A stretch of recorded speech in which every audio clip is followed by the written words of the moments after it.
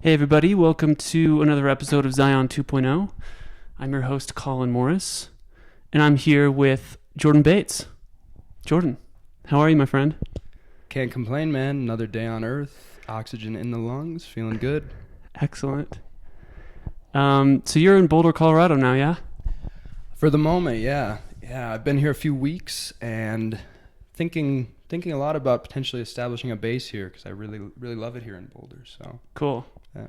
That's actually one of the reasons why I wanted to talk to you is because I know you from your internet personality. Mm-hmm. So this is like only the second time I'm meeting with you in Meet Space. Mm-hmm.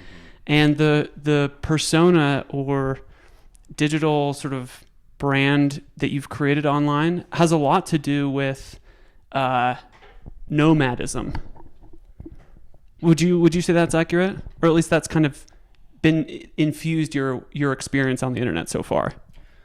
Yeah, definitely. I've written a few articles about digital nomadism, about following your bliss and escaping the 9-to-5 paradigm and that type of thing.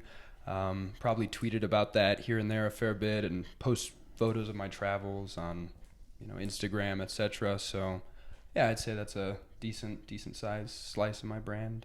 Yeah. And maybe this is just me projecting onto you, but it seems like you're maybe entering another phase of your life, or you're in some sort of liminal space where you're deciding whether or not you want to grow roots somewhere and establish a relationship with place. Does that sound accurate? Yeah, I'd say that's accurate. I've been feeling an increasing call to establish some kind of base somewhere. I still foresee myself continuing to travel quite a bit, Mm-hmm. but it's just begun to feel like being embedded in some kind of long-term community and having a home to return to in between travels seems to be indicated. So I'm just continuing to feel into it and watch the signals and go with the flow. Cool. Yeah. So I actually don't really know that much about your history, like your personal story and how you came to be who you are right now. Are there aspects of the Jordan Bates origin story that you would be interested in diving into or just sort of touching on? Sure, yeah. So wait, actually, can I prime you with one question? Sure. Okay. So it seems like something that anyone who embarks on some sort of path, spiritual path, there's a yearning for meaning. There's an existential question or discomfort with the idea that this is all there is. And part of what puts someone on the highly individualistic path or highly individual path is that sense of yearning and the need to figure it out for yourself, using your own experience as the arbiter of truth. So I guess when you hear that, what are some memories that come to mind of spaces in your life where that may have come online for you? Yeah, it's interesting that you asked that because I was about to say that when I think back on the story of my life, I do think of it kind of in terms of, the long story of my life is like infinity years old, just like all of ours. But the story of this incarnation of this being that I happen to be right now, begins being born as a child, and I think as a child we're all in this state of, we're really close to the other side. We emerge into this world, and our eyes are just glistening with the light of divinity. The light of pure consciousness is pouring through us. We don't have a self. We're just in a state of pure awe and wonder. And then, as children, we gradually get conditioned and indoctrinated into our particular culture,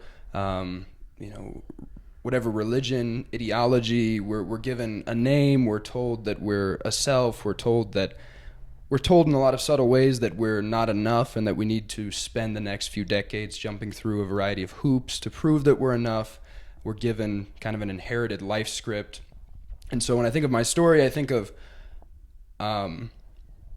being a child, and I remember being quite a curious, imaginative, awe-filled, fun-loving, playful child, and I retained that playfulness throughout my life, I think, and I was fortunate to have really wonderful parents who gave me a lot of love, bless their hearts. But nonetheless, I do view from the ages of probably like 4 or 5 until maybe like 18 or so, there's this long period which was kind of in a lot of ways a societal conditioning and indoctrination process that gradually kind of lulled me to sleep in some ways and suppressed my innate curiosity and creativity. I just kind of bought into the inherited life script of my culture, and I just started thinking, okay, all I need to do is get straight A's in school and check these boxes, and then I can get straight A's in college, and then I can, eventually get a prestigious job and a nice house and nice cars, wife and kids. I just sort of bought into the classic American dream. I'm from small town, United States, small town in Iowa. And I thought that was what I wanted. And then it was around the age of 18 or so, 18 or 19, that I began to really, really question that paradigm and that inherited life script. Most notably, I had some early experiences with cannabis and then with psilocybin and with MDMA that triggered kind of cascading series of epiphanies about how the rules of the society in which I found myself had been concocted by other human beings who didn't necessarily have my values and my soul in mind when they created kind of the standard life script, that this cookie cutter life script that it seemed the vast majority of people were just kind of following blindly. And I experienced kind of a reactivation, I would say, of my childhood curiosity and creativity.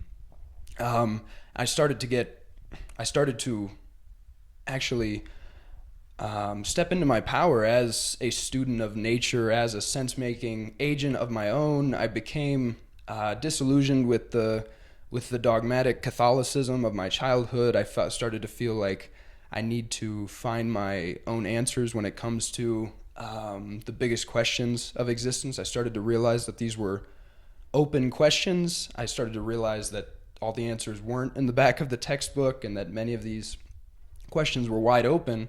And I started to read certain authors. I didn't know what I was going to major in. I ended up majoring in English literature, minor in philosophy, and that led me to Nietzsche and Emerson and Thoreau and Kerouac and Ginsberg and William Blake and William Wordsworth and Walt Whitman, people like this who started to introduce me to an array of alternative modes of being and modes of perceiving reality. I had a few more psychedelic experiences. I started to have a few travel experiences. I studied abroad my junior year for a month in Spain, and that really blew things wide open. Kind of the floodgates of my wanderlust were thrust open, and I felt like, wow,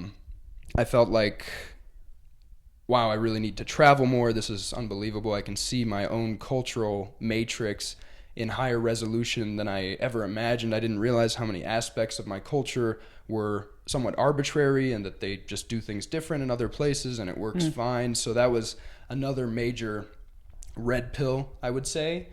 And all those experiences prepared me to apply to teach English abroad. I found out about teaching English overseas, and it seemed like, this is the perfect way to make some money, pay off my student loan debt while being able to travel, getting out of the country, and just breaking out of the inherited life script. And that's exactly what happened. I taught English for a year in South Korea, lived in Asia for 16 months, backpacked around Asia, and pretty much after that, nothing could ever be the same. My sense of possibility was dramatically expanded, and I knew that I just had a deep feeling I'm on this path now that is outside of where I ever imagined I'd go, but there's really no going back now. And so, yeah, for about the last 9 or 10 years since that kind of reactivation of childhood curiosity, I've really just been following that curiosity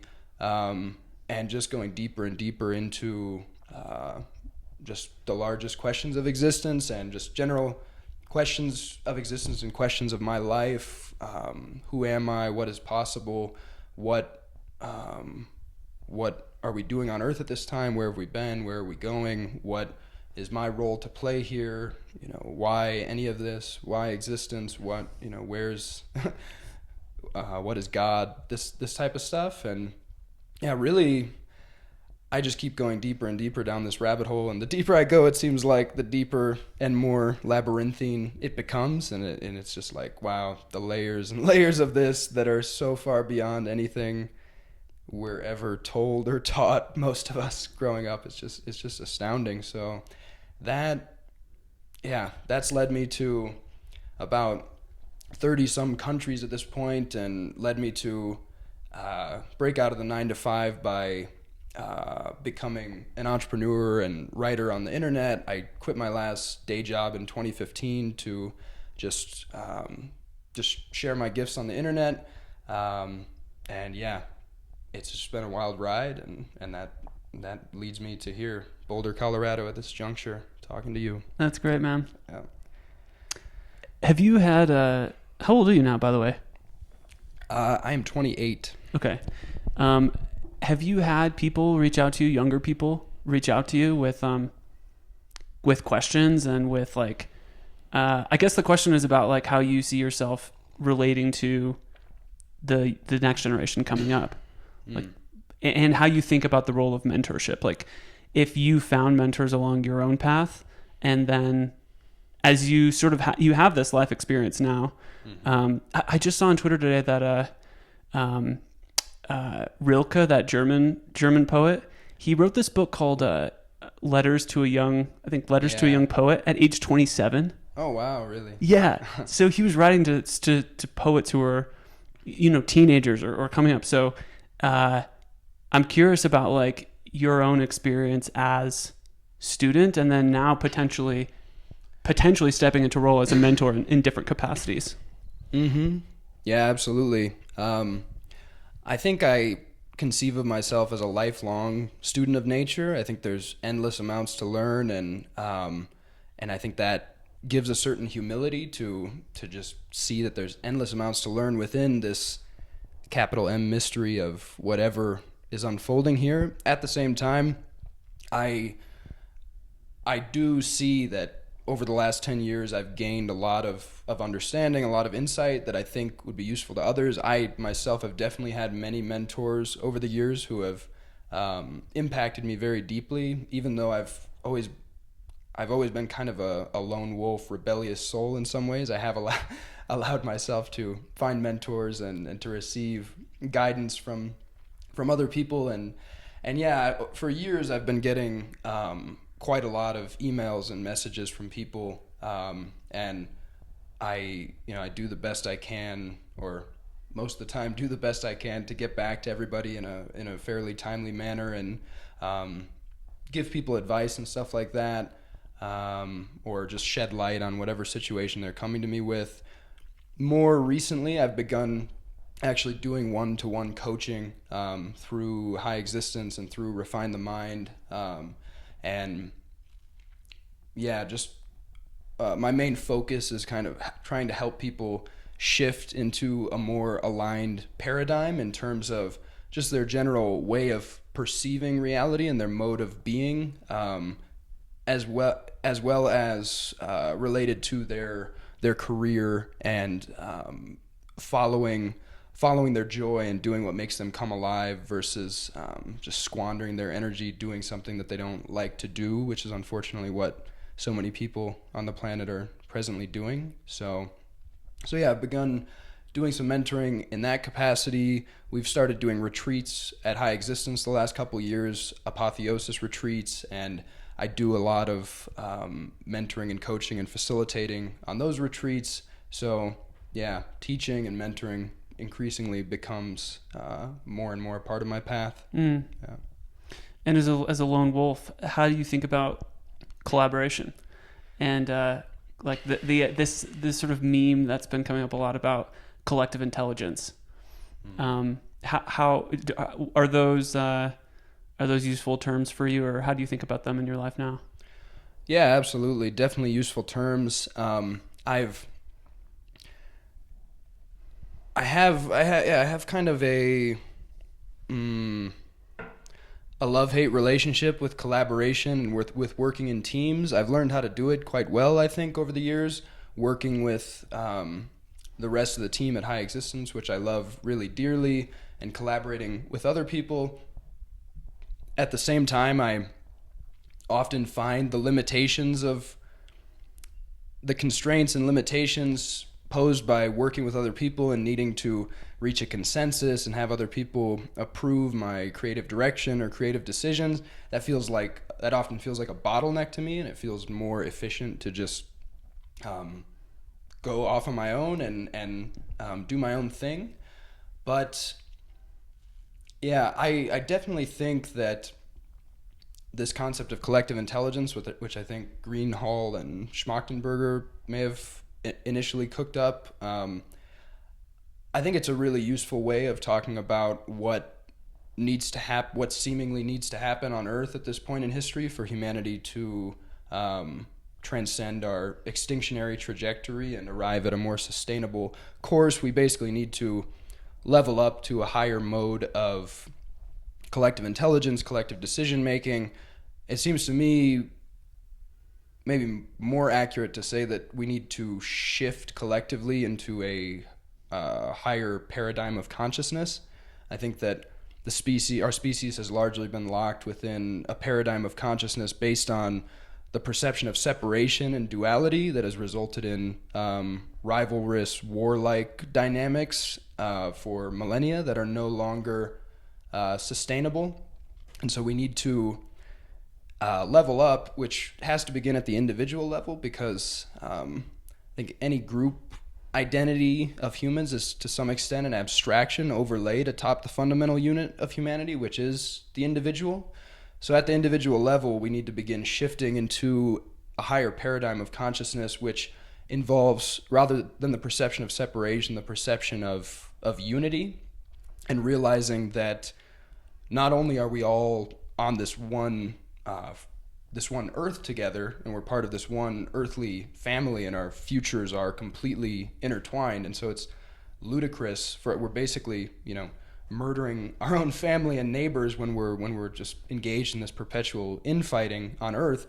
Not only are we all one on earth, but literally there is only one thing in existence, the fundamental process of all that is, the flowing river of being, the Tao. And increasingly, as we realize individually that we are it, that, Tattvam Asi, thou art that, then we increasingly enter a paradigm where people are not viewed as separate others to be viewed with suspicion. They're viewed rather as fundamentally of the same source as us, and really just as you go deeper and deeper into this type of mystical discovery, you find that it's more like, right now I'm talking to me in another disguise rather than Colin, some separate person. And so I think that, yeah, we're more or less being summoned to enter that type of paradigm right now as a species. And as we do that, our collective intelligence, our collective wisdom will naturally will increase. And I think that as that consciousness paradigm shift happens, then quite organically, people will need to take the actions, but not until that consciousness paradigm shifts can we organically shift and create the systems that will transcend and obsolete the present systems that we have that are also largely based in the paradigm of separation. So I'm not sure if that answers your question, but that's what comes up.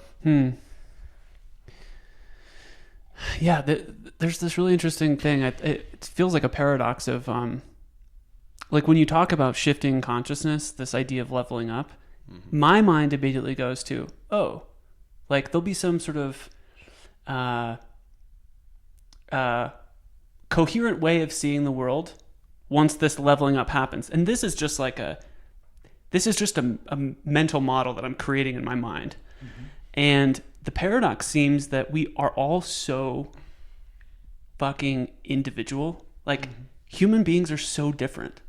We all need and want very different things. And do you not agree with that?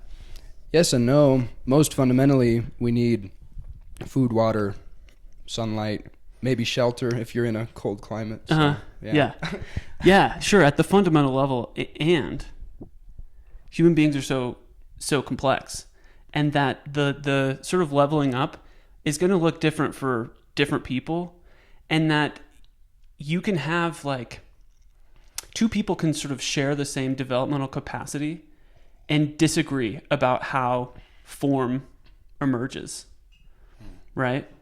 So it's like this relationship between emptiness and form.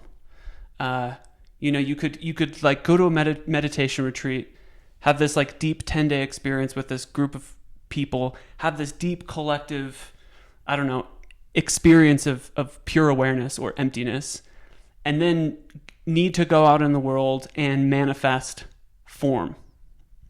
And we could have completely different visions of what that is. So it's like learning how to deal with that difference and without resorting to violence and all these other things. And that, I mean, that's sort of what you're pointing to with this paradigm separation. Yeah.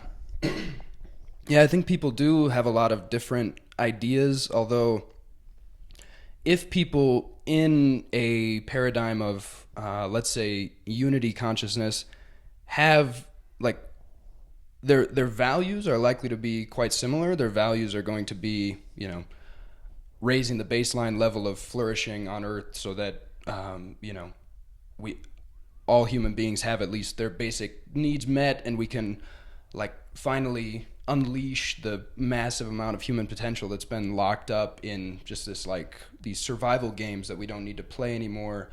They're going to value, just general peacefulness on Earth and obsoleting war and creating abundance in general on Earth and a global culture that's more characterized by community and love and kindness and stuff like this.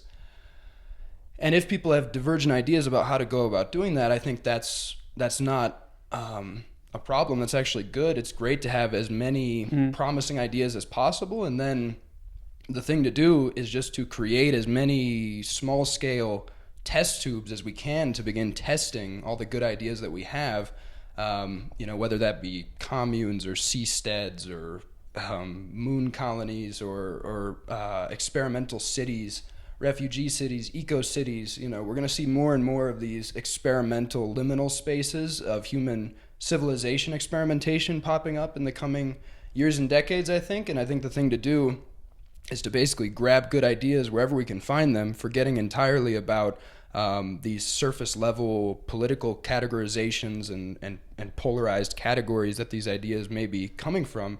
Just draw good ideas wherever they may come from, start testing them out on a small scale in these small scale test tubes, and look at which of the ideas actually produce the type of results that we're looking for, the type of results that align with the values of the civilization that we see needs to emerge at this point in history, and then scaling up those ideas that work well. Although again, I think until we cross a certain threshold or critical mass of our collective consciousness paradigm that most people are operating within, we won't certain civilization model or system model ideas that might be really promising and might work really well won't be able to be implemented and won't function well until we cross a certain critical mass of people operating at the level of consciousness necessary to start playing these more like non-zero sum games and omni win-win games. And yeah, I mean, that point is up for debate, but that's my intuition about it. So. When I think about large-scale projects that involve increasing human potential and raising consciousness, I immediately think of the 60s and 70s. And I'm curious, what's different about today, and how what do you think were some of the missteps of that insurgence of or resurgence of energy during that time? Like what do you think's unique about today, and what are the lessons that we can learn from that period of history? Yeah, great question. On the deepest level, I don't think there are any missteps ever in anything. Nice. I think that the infinite intelligence of all that is, the infinite intelligence of nature, knows vastly better than my funny little monkey mind, which wants to think that it knows better. And so I trust the appropriate evolutionary pacing and unfolding of nature. At the same time, from the perspective of a more relative or anthropocentric truth, or the perspective of a world of separate objects, if you look at the 60s and 70s, there was definitely this massive influx of, let's call it high frequency energy, pulsed into our earthly sphere following the world wars, which seemed to be kind of a crescendo point of the ideology of separation. It's like the world wars represented this crescendo of separation that kind of woke the planet up to the horrors of the paradigm of consciousness in which we'd been operating.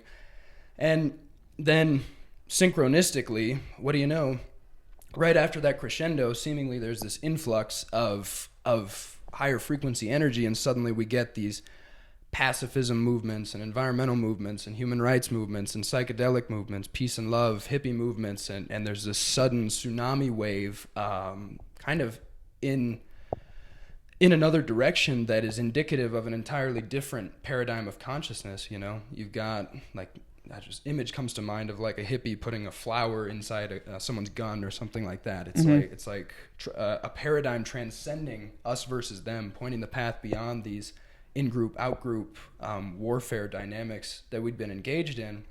And I think we're still riding that tsunami wave. I think that was a really crucial, I think you can look back and times prior to that, you can look at the British romantics and people like this. Certain sages and poets and mystics were hinting at and foreseeing and hearkening in this higher paradigm of consciousness in times prior. But the hippie movement, the counterculture movement, was the first really mass movement in recent history, I think, that heralded in this shift in paradigm. And again, I think we're still riding that wave. Initially, there was this massive wave of enthusiasm, and in this kind of childlike exuberance of the 60s and 70s, I think,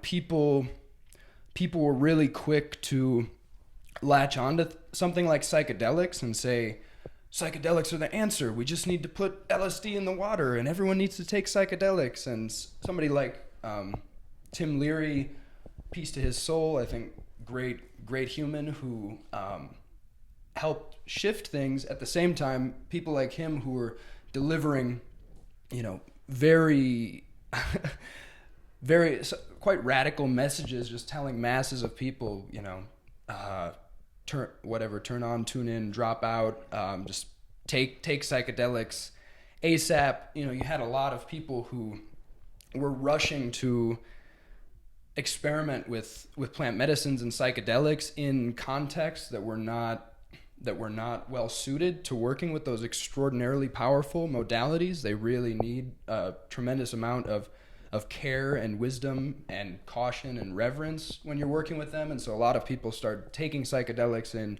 wayward contexts and in more like party contexts. And as a result of that, you had,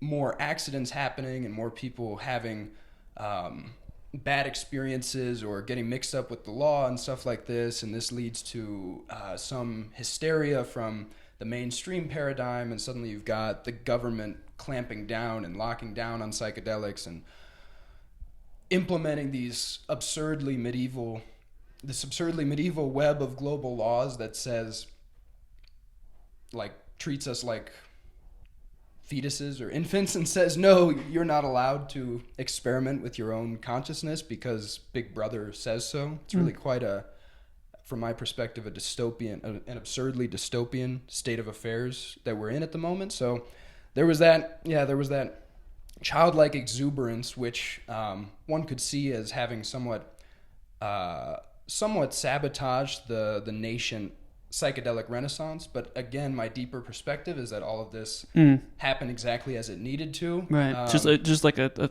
stage of development.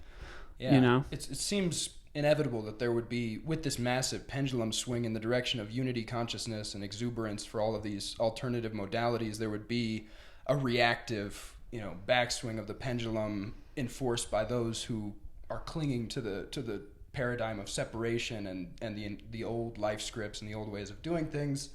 So yeah, I mean, there are other things I could talk about, but the biggest thing that comes to mind is the way that we approached psychedelics at that time, and the different approaches that I see emerging now with psychedelic research is now beginning to, regain a foothold. It's really blasting into the mainstream. There was like a segment on 60 Minutes recently about psilocybin, which was incredible to see, and there's now all this research being done at these prestigious universities. There are a lot more psychedelic retreats that are really creating containers that are perfectly optimized for transformational, positive psychedelic experiences. Retreats like Apotheosis, like we're doing at High Existence, or Synthesis Retreat in Amsterdam, working with psilocybin. There's a whole slew of centers and retreats opening up that are doing this work in a really responsible way. And of course, you've got retreats and centers that are probably not doing it in the most maximally responsible and wise way. But still, it seems like the general consciousness around psychedelics is becoming much wiser in terms of a widespread recognition of the tremendous importance of set and setting, and meaning your mindset going into the experience and the environment and context in which you do it, the people around you. People are much more conscientious of this type of thing. And so I think we have a chance now to kind of rectify the mistakes of yesteryear and utilize psychedelics in a much wiser way. And I think in that way we can continue to shift the tides of global laws in the direction of legalizing psychedelics, or legalizing them for therapeutic and medicinal purposes as a first step, and then these tools can really rise into their full potential as the catalysts that I think they are for the new paradigm that we're moving into. And as well, I don't think psychedelics are a panacea or are,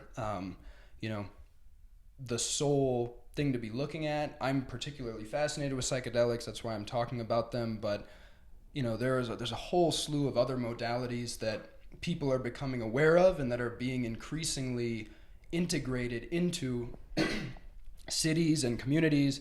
Here in Boulder, I've been really, really in love with seeing so many sound healings and ecstatic dances and meditations and stuff like this happening. And there are, so many other modalities that come to mind that help people drive into a new paradigm of consciousness, breath work and yoga, and there really are innumerable esoteric modalities and kind of sub-modalities in the things that I've just listed.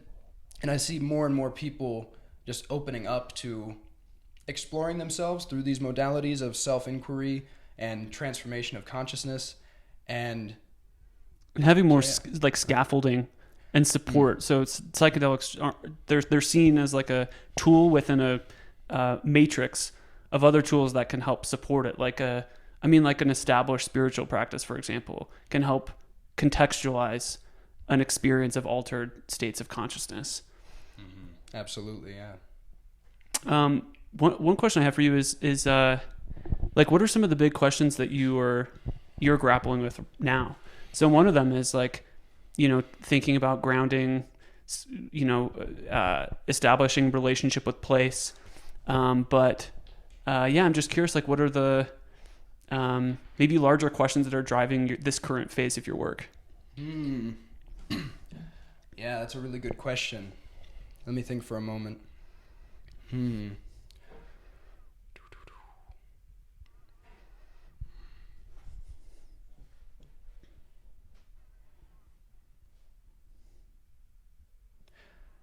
Honestly, it's really, it seems like as I go deeper and deeper down the rabbit hole, I'm most fundamentally preoccupied with what may seem like very simple questions, like who am I, what is true, what is real, and if you really take those questions seriously and you just keep drilling and drilling down into them, the answers get, crazy, because it's just like, okay, you drill down through all these layers and you're like, okay, I'm not the conditioning and the indoctrination and the ideology and the culture and the ego and the persona and the trauma and, these patterns and those patterns, and I'm not my body, I'm not my thoughts, I'm not my emotions, I'm not any object in my perception.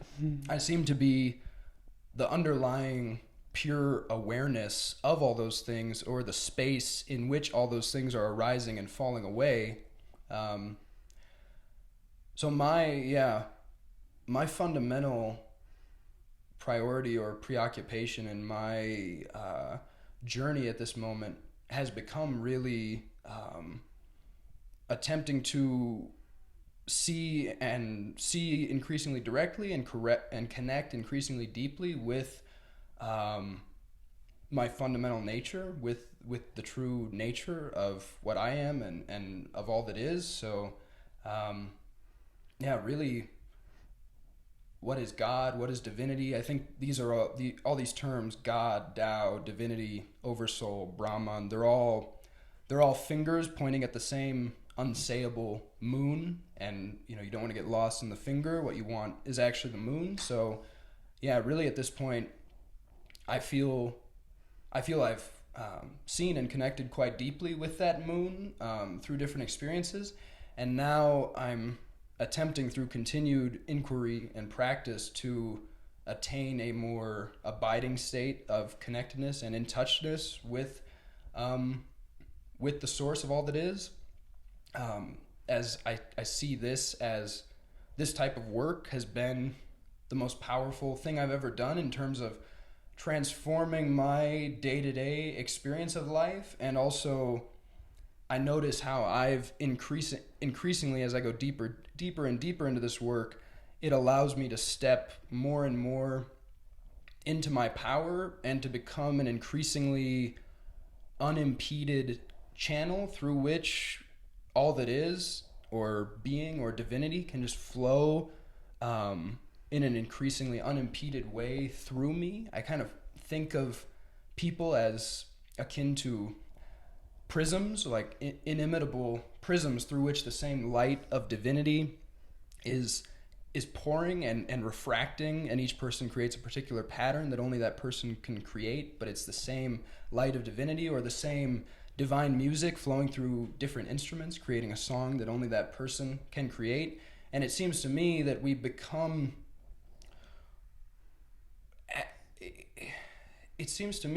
divinity is so astoundingly benevolent that the best thing we can do, both for ourselves and for each other and for the earth, is to become an increasingly unimpeded channel, an increasingly just open instrument or prism to really just allow ourselves to surrender to and be animated by being itself.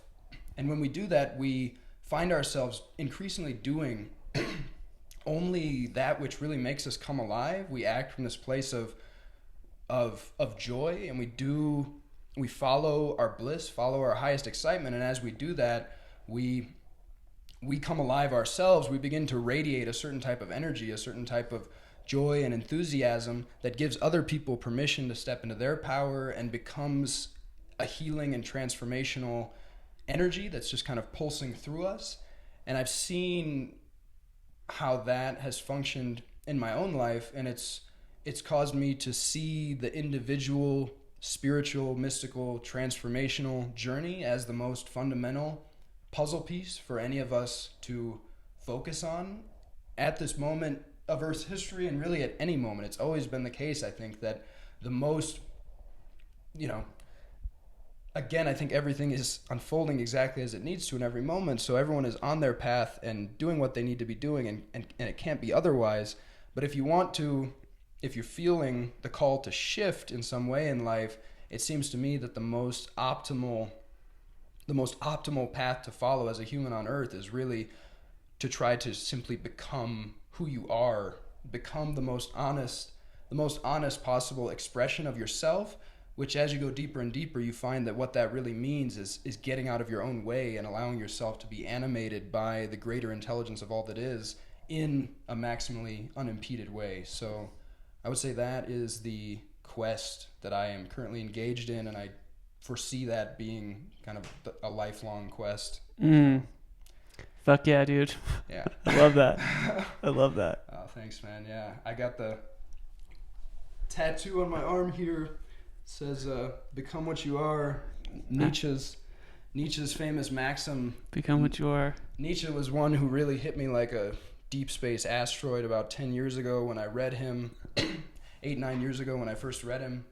And yeah, I got that tattoo a few years ago, and little did I know, I'd gone pretty deep at the time, but even since then, it feels like I've gone through a number of rebirth experiences.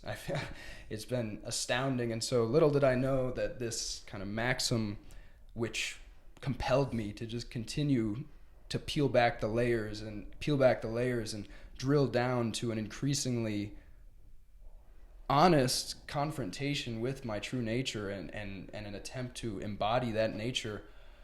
Little did I know what preposterously labyrinthine rabbit holes it would take me down, and what a wild, trippy ride it would take me on, but I wouldn't change it for the world. It's been an astounding and beautiful journey, and I'm excited and quite curious to see where it leads next. So one of the traps I see in modernity is this, Nietzsche resonates with a lot of people, and this idea of the ubermensch, how do you become an ubermensch while growing up in a pretty narcissistic culture? And one of the key pieces feels like being contained by the humility in front of the divine, or in front of the mystery. So you're just sort of you're up leveling. So you're becoming more efficient. You're getting out of your own way. You're accomplishing in the material world potentially. And there's this key piece that can help rein in runaway narcissism, which is that constant subjection to the great mystery. Do you know what I mean? Yeah, absolutely. Yeah, I'm glad you brought up narcissism, because it's such a key piece, and it takes so many disguises, and even and perhaps especially in the world of psychedelics and spirituality, there can be very subtle forms of narcissism and egocentrism that sabotage a lot of the potential progress in those areas. So it's something I'm really aware of, and yeah, I think we all have egos. Even as the ego increasingly becomes transparent to transcendence, I think an echo of the ego will always remain and is necessary to function in this world and interface with the world. And so it does become a constant practice of staying in touch with the source of all that is, with that which lies completely beyond the individual ego and individual mind, and increasingly seeing clearly that we individually and our egos cannot take credit for any of this, for anything that happens, anything that we create, anything that comes through us. It's all coming through us. We're not originating it. We're we're channels through which divinity is acting in the world. The source of all that is fundamentally responsible for every single moment of existence. All glory due. And as you increasingly realize that, and you realize, it's not the ego. And the ego, of course, at every step will try to latch onto it and will try to take credit for it. So, it's a constant practice to be aware of the ego and to be aware of its subtle tricks. But paradoxically, it seems to me that what Nietzsche was pointing toward with the ubermensch idea was something along the lines of a state of spiritual liberation in which an individual transcends the typical shackles that are put upon human beings, the shackles of, well, let's jump back for a minute. So it might be worth discussing Nietzsche's model of becoming ubermensch, which was the 3 spiritual metamorphoses he discusses in Thus Spoke Zarathustra. So initially, the spirit becomes a camel, like a beast of burden, and this is the stage of life when you're basically acting from a sense of obligation and duty to your society. You're taking on the biggest burden. You're kind of making yourself meek, and you're doing what is expected of you. And this is, I would say, where most people on earth kind of are, and where they get trapped, because the crushing weight of the expectations of your parents and your friends and your society and the way in which everyone around you is acting out the inherited life script, there's such a gravity pulling people to simply conform to that paradigm that most people never really radiantly express their own individuality, and their own, the song that only they can create. Maybe they express it in certain rare moments or in certain pockets of their life, but they don't turn their life into a full expression of that. And the next stage is the lion. So eventually the camel enters the loneliest desert, and here the camel becomes a lion, because in the loneliest desert, the lion confronts the dragon called Thou Shalt. And the dragon called Thou Shalt has the words Thou Shalt sparkling on every scale. And it's basically, the dragon represents all external dictates, everything that your culture and society and parents and all the ideologies and indoctrination, everything that everyone else is telling you to be and telling you to do. And the spirit has to become a lion, because the lion is sufficiently tenacious and audacious to deliver a sacred no to the dragon called Thou Shalt. It's like the lion puts up a big sacred middle finger and says, no, fuck you. I'm going to disregard all external dictates. I'm going to evaluate everything for myself. And that loneliest desert, it also signifies a place of existential confusion, because this is one of the most challenging and disorienting things you'll ever do, to really say, no, I'm going to strike out on my own as a student of nature, and I'm going to find my own answers to all the deepest questions of life. I'm going to go out on my own. But this is what you need to do. And then eventually the lion becomes a child, because a child is necessary to deliver the sacred yes then to the game of life. And the child becomes a self-propelled wheel of play and creativity and curiosity that is simply like aligned and harmonious with kind of the flowing game of life, and is able to basically will its own values, I think is the way that Nietzsche describes it. But yeah, paradox, and so that child figure, that self-propelled wheel of creativity, is Nietzsche's kind of ubermensch ideal, and he was very insistent to point out that he didn't have any specific kind of qualities in mind for what this ubermensch figure might be like. He thought, I mean, his maxim was become what you are, because it was like the ubermensch would be someone who was simply like a profoundly original expression of their own nature and of divinity flowing through them. And so I think that paradoxically, the the ubermensch figure, which some people might see as the ultimate kind of individual or individualist, I think the way to actually attain something along the lines of what Nietzsche was pointing to is to get out of your own way, get the individual ego out of the way, so that, and surrender to and allow yourself to be animated by the flow of being itself, and realize that, you know, this infinite power beyond you is responsible for all that is. And when you allow that power to flow through your being in this unimpeded way, and you surrender to that, paradoxically, that's when you become the most inimitable expression of your own individuality. It's when you stop acting and thinking from ego, and you get out of the way and just align with the flow of being. That's when the music or light of being can flow through in the most maximally unimpeded way, and create the song only you can create, and refract the patterns that only you can refract. And I think that it's something along those lines that Nietzsche was pointing toward. I think Nietzsche gets wildly misinterpreted and discredited, but really I think he became quite a mystical thinker, and he was pointing toward an ideal of something along the lines of spiritual liberation. Mm-hmm.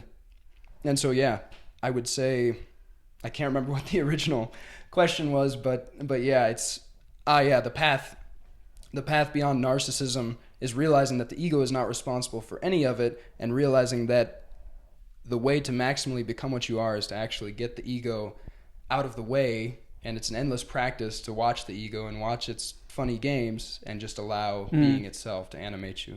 So long answer. So what's the role of magic in all of this? The role of magic in all of this is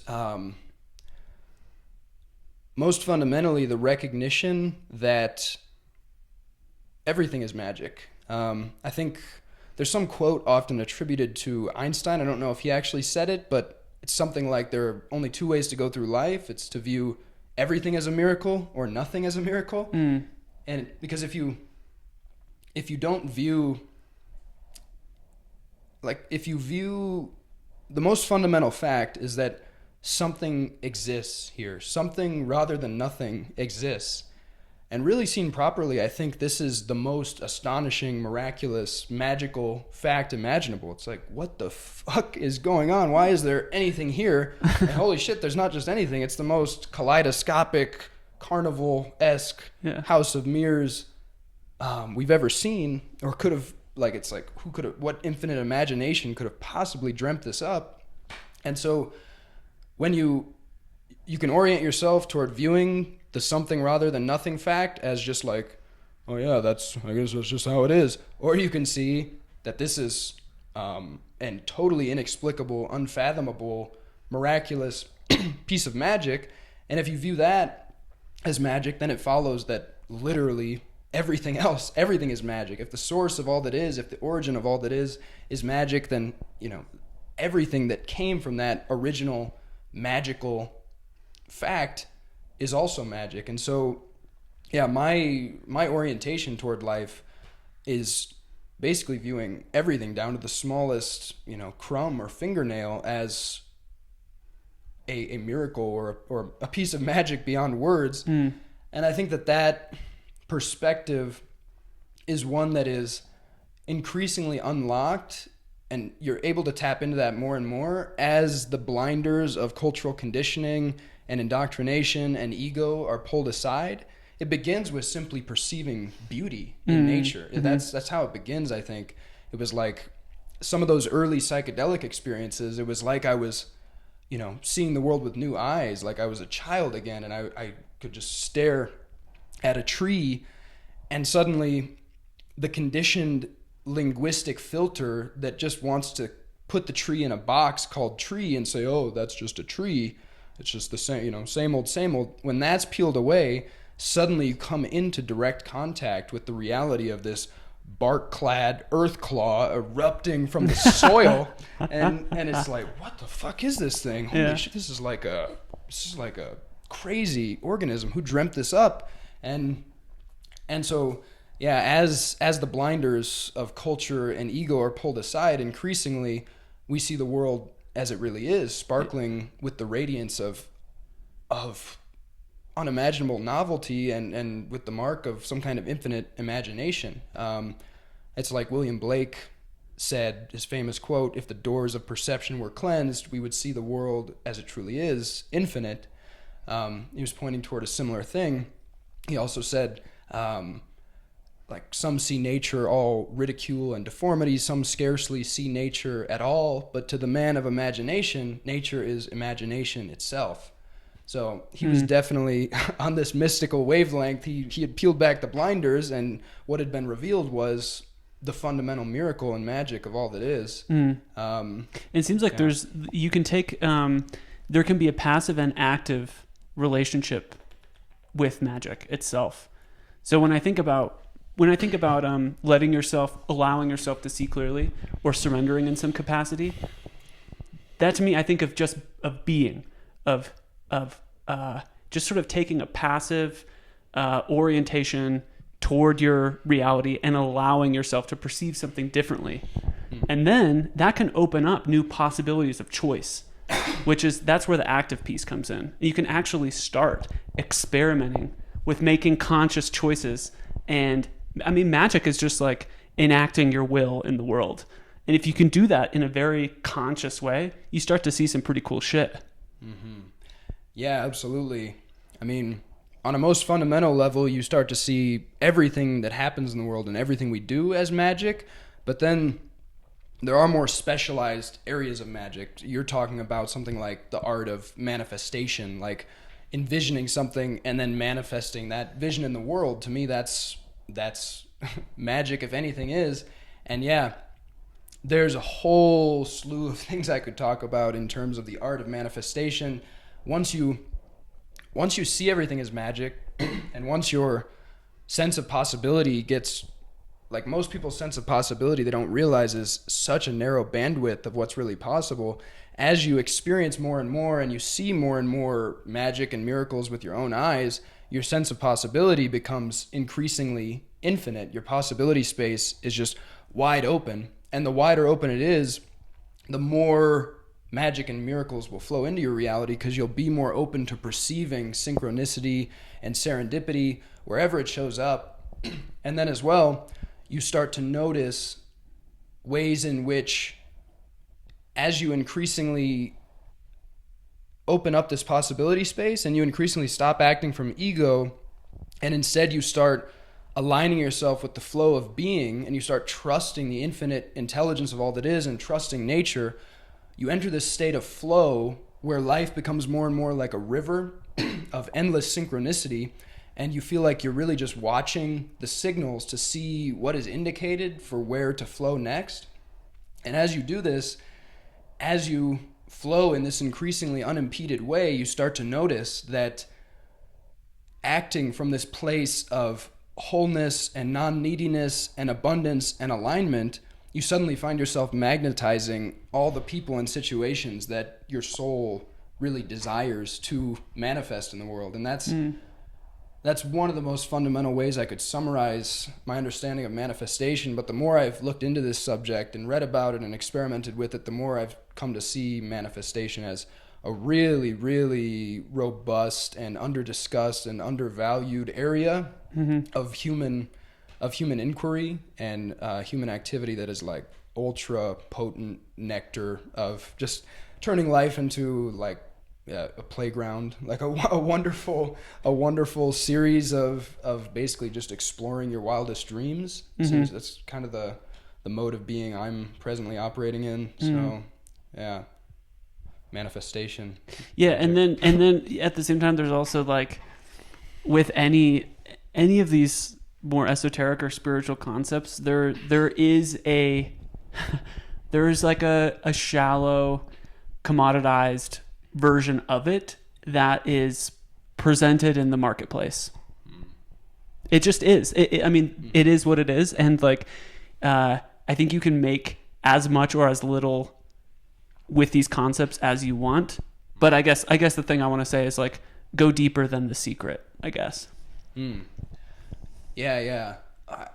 It's funny, I haven't even watched The Secret, But over time, I've actually come to see, I think there's a ton of content out there about the law of attraction that is the type of stuff you're talking about. People who wrote this really shallow stuff to just try to capitalize on this trend in the marketplace. But the law of attraction, I've only started reading one of them, but the law of attraction books and talks by Jerry and Esther Hicks, if you actually really open up to that information, and it's not that you just take it all in unthinkingly, you know. Mm-hmm. My approach with everything is take what is useful and resonant to you and let go of the rest, and you know, see what resonates, and then start testing it in reality. Reality is the ultimate testing ground for all these principles.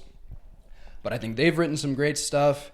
If you want to learn more about manifestation, read Letting Go and Power versus Force by David Hawkins. Read the Spiritual Enlightenment Trilogy by Jed McKenna. Read Blueprint for Change by Bashar. There's like crazy paradigm shattering information in all those places.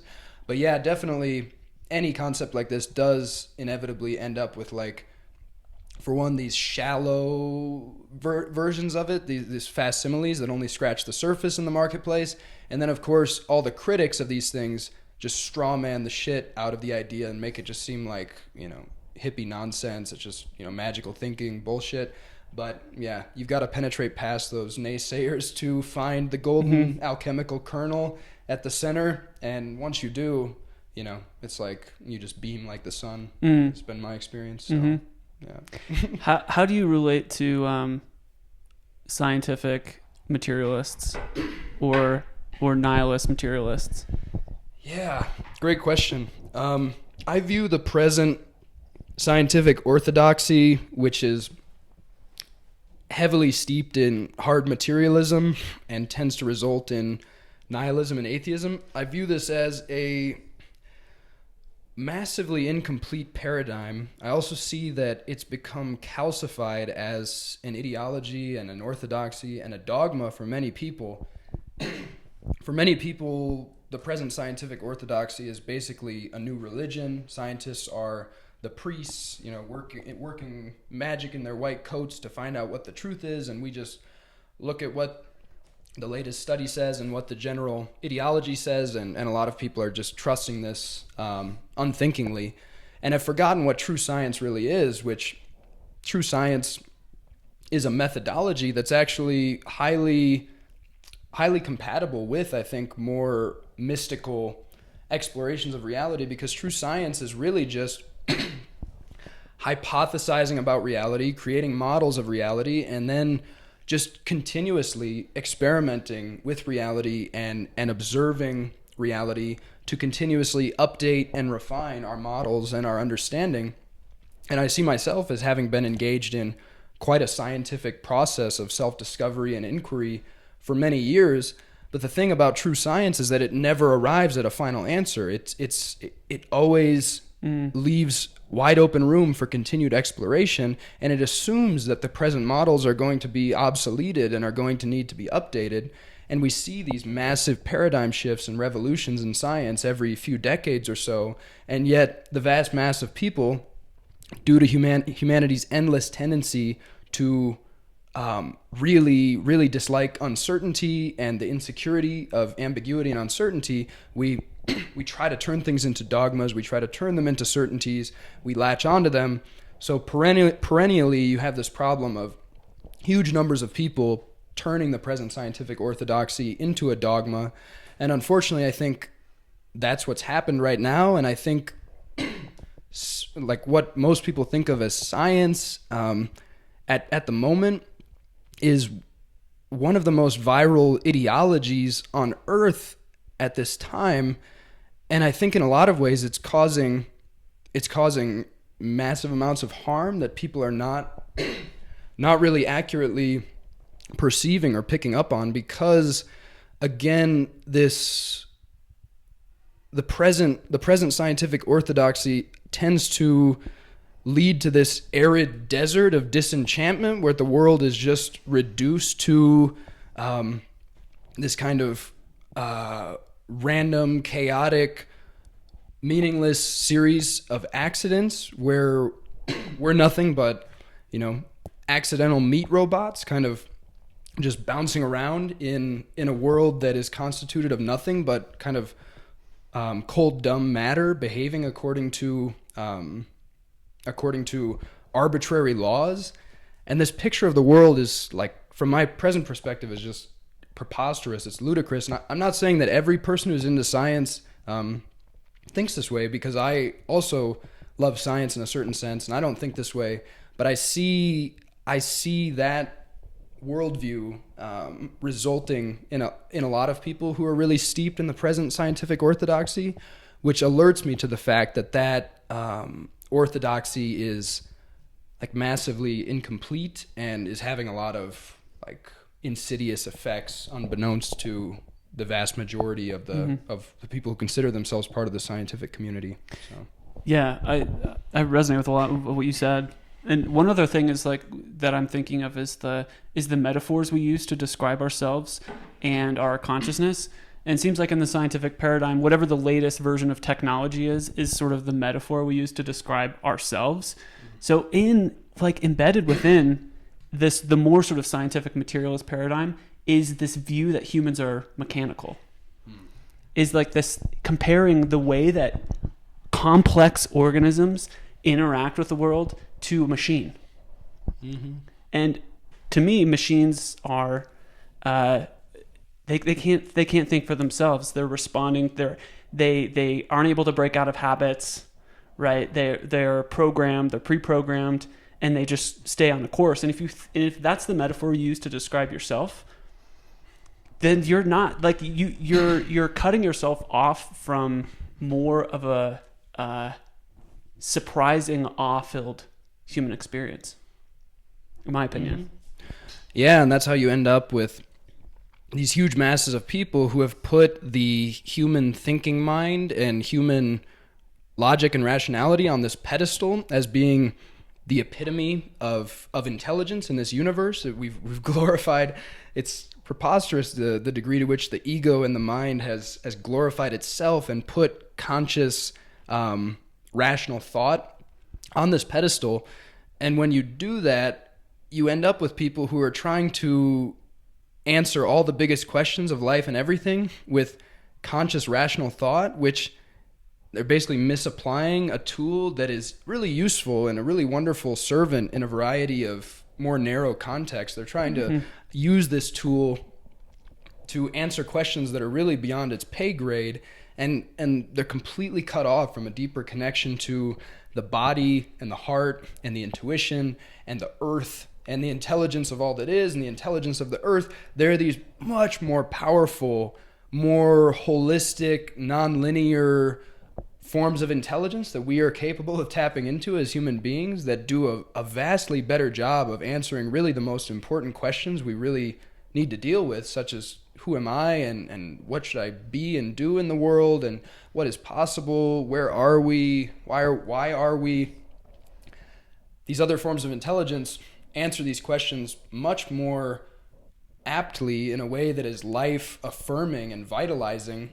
And when you try to answer these questions with the linear, conscious, rational mind, you end up in this endless labyrinthine, like, web of the mind just kind of playing, like, I don't know, just kind of running itself in circles and trying to do something that it can't really do, and you end up with this just existential disorientation, nihilism, disenchantment. So yeah, that's kind of a broader issue that also results from our increasing glorification of the present scientific orthodoxy. So I've started doing a bit of coaching and consulting myself, and so I wanted to ask you, when you take on people, or when people come to you, what are some questions that you ask them? Like, how do you relate to this person who's coming to you for consulting on, any wide range of things? But it seems like a reason someone might come to you is for some information or practices to help shift perspective. Yeah, I mean, most fundamentally, I'm just really curious to hear the highest resolution picture I possibly can of what the person's present challenges are, what seems challenging in life, what is what is the struggle? Because that's really where that opens the door to being able to discern what particular limiting beliefs or belief structures are resulting in that person perceiving problems and challenges. Where, I mean, because from my most fundamental perspective, I think as you go deeper and deeper into a connection to all that is and a connection to source and truth, you increasingly see that all problems are imaginary, are basically, and this might sound like a somewhat heartless or low empathy thing to say. I mean, I totally see that within the context of people's individual lives and life worlds, like your pain and problems are very real, and I have empathy for people. But at the same time, I've noticed how as I've shifted my own paradigm of consciousness, mountains of so-called problems have just dissolved into the ether. And I've realized that a lot of, like, most people are trying to address their problems within the same paradigm of consciousness that created them and trying to solve them usually with the linear rational mind, when instead if a pathway were illuminated for them to shift into a different paradigm of consciousness, a lot of their problems would simply dissolve. And so just asking what people's challenges are, and then from there, it really depends on the individual. I'll just continue to ask, increasing, like, based on what they say, that'll illuminate what the next question is to ask, which I can just increasingly elucidate and get a picture of their particular life world, their particular belief structure and personality structure, and the conditioning that has resulted in their present situation. And then I can begin dispensing food for thought and planting seeds that can blossom into, like, a shift into a different paradigm. So, yeah. Cool. Yeah. How do you feel about rapping about something? I'm down. Cool. I recently discovered that Jordan is pretty good at freestyle rapping, and I'm a decent beatboxer. So when I initially planned this live stream, I was like, it might be cool to do something at the end here. How long have we been going? Okay, yeah, we've been going about an hour and a half, or a little less. So maybe we'll end with a freestyle rap. Sure, works for me. Cool. Let me figure out the audio here.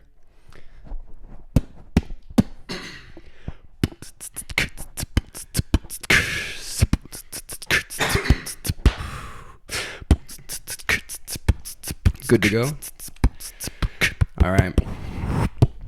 Colin on the beatbox, really like the way he does it. I just gotta drop in flow like my soul cousin. I just gotta flow with the ever-flowing river of being, man. The tapestry is simply unfolds. I see God's eye reflected in everything. I'm looking at divinity everywhere. That's really all I'm seeing, man. I just simply flow and do my thing. That's all I gotta do. Become just what I am in every moment, man. I'm moving through. I'm letting it move through and cruise through the ever-flowing river of being. It just animates me as I meditate and let it go. It just sets itself straight. I don't gotta force anything. No hard work, man. No.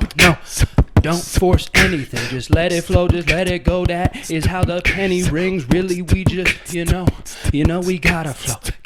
We gotta flow. We really gotta flow. On ayahuasca, now I'm seeing visions. That magic is real, man. I see it, I live it. When I get to going, the haters be tripping. And Corey BMJ and I'm Scottie Pippen. And when I start purging, I really be tripping. We trust the divine, so we never be slipping. I'm feeling like Nas, man. The shit that was written, we took us from Iowa. We be good. We smoking my pacho, that's jungle tobacco. We clearing the space, so I burn Palo Santo. My medicine combo, and I got flow. I tell all my haters, Omo arigato. Oh my god. Wait, was that last bit freestyle? The last bit was written. Oh my god, dude. That was amazing.